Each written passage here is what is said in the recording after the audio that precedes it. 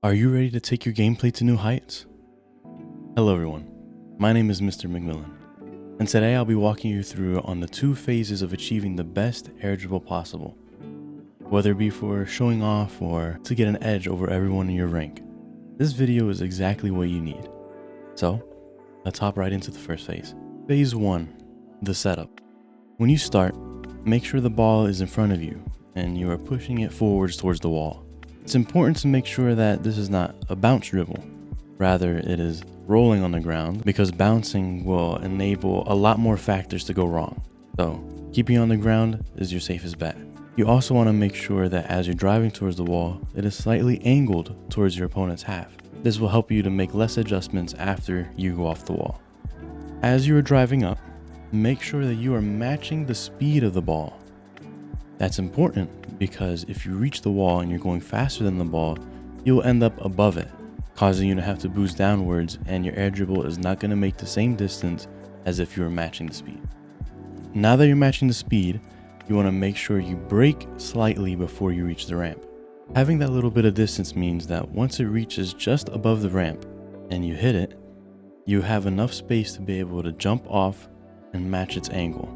Now, as I mentioned, you want to hit it after it's already rolling up the ramp, not while, because if you do so, it'll stay close to the wall and you'll jump further than the ball reaches outwards.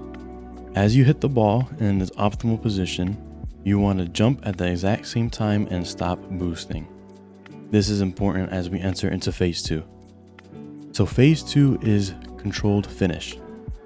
As you're floating there, not boosting at all, remind yourself not to rush and take your time to make sure you get a good first touch. Now, you want to air roll so that way your car is facing the ball and the net, with your wheels optimally facing towards the ground more so. If you're slightly angled and your wheels are still to the right or towards the left, you'll have a hard time knowing your directions when it comes to adjusting for the air dribble. Now that you've adjusted, you can begin boosting. As the ball is coming towards your car, make sure you boost till you hit it. Now after you hit it, let go of boost for a second. As I mentioned, you don't want to rush this. As you understand the mechanic more, you can realize that you can boost more so than you thought and give you less time in between hits. But for now, once you hit the ball, let go of boost for a second. As the ball receives your momentum and it goes upwards, as it starts coming down, now you start boosting again. This will make sure that you continue to hit it up, let it come back down, conserve boost, and you can adjust in the meantime. Continue to repeat this until optimally you score it. Now, there is more than one way to finish. That is why it's called a controlled finish.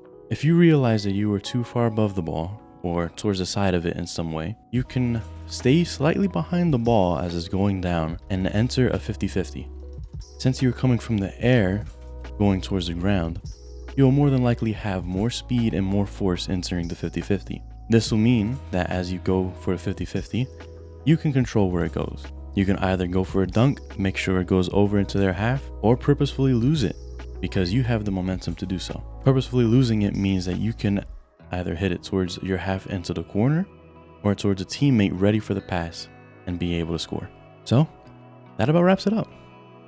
Let me know in the comments if you have any other tips that have helped you to air dribble in the past, and what other videos you'd like to see going forward. Thanks again for watching, and until next time.